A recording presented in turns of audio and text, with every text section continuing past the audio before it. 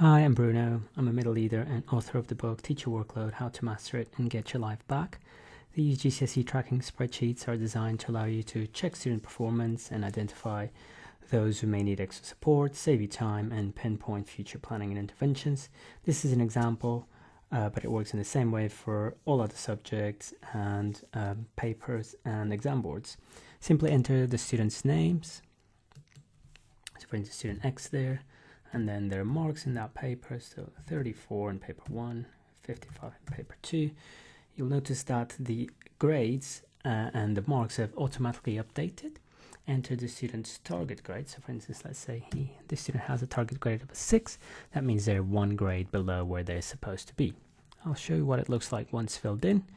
You can see all the students' grades in comparison to their targets. So I can see, for instance, that Vincent has not done very well. He's 6 grades below where you should be, but Luna has performed very well because she's 3 grades above.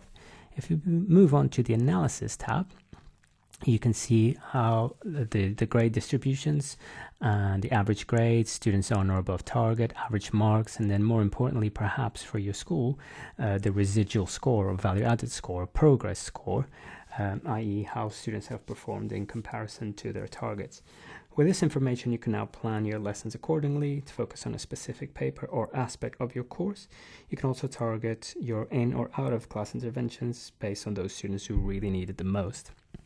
As an extra feature, if you know the Key Stage 2 prior attainment, enter it in column B here, and then you'll be able to see how students have done in the banding tab in comparison to their primary school data.